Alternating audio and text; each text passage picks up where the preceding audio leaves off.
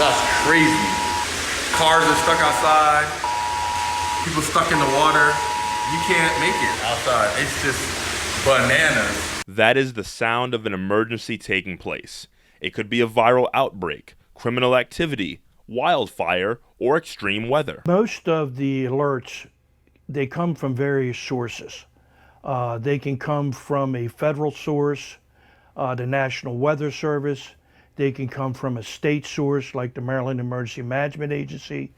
They can come from Prince George's County's Office of Emergency Management, or they can come from the city's Office of Emergency Management.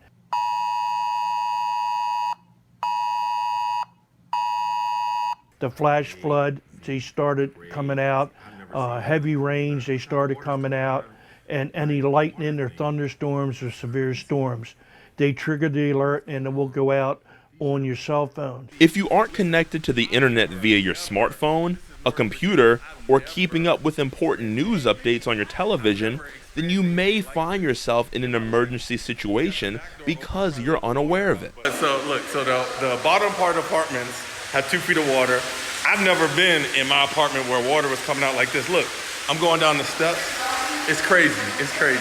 These alerts help you prepare. A couple of weeks ago when we had the alert for the tornado, that's critical. If you get that alert and you're within the projected path, and then take shelter, get your kids in, get to the lowest point, away from doors and windows as much as you can, to try to, if something does happen, to prevent loss of life, injuries, so that early warning is critical. I have the Gmail app on my phone, so I get different notifications and subscriptions from different weather apps that I may use, along with the weather app that comes on the iPhone. My phone vibrates a lot, like very hard and very frequently when different disasters happen. For instance, Amber Alerts, flash floods, and it also tells me like in my area because there's tracking on the phone and everything.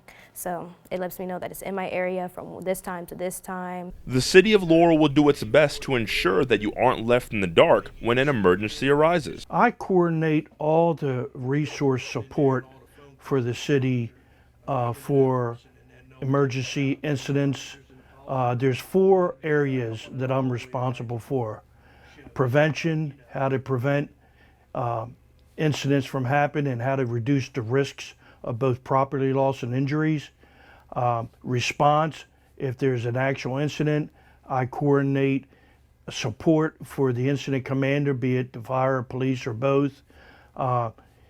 If it escalates into a major event, and then I stand up the Emergency Operations Center where we're sitting right now, and I manage all the resources in here. However, they also need you to do your part as well. Check your phone if an alert pops up to see exactly what it is. Don't just exit out. Stay updated on the weather because it's always better to be safe than sorry. One of my roles as emergency manager is to prepare the city to try to stand on its feet for 72 hours, which is part of our resiliency program. That program is critical because it will give us at least the resources within the city that we can stand on our own 2 feet for 72 hours until we can get outside resources in. So the EOC plays a very critical role. For Laurel TV, I'm Jean-Luque Zephir.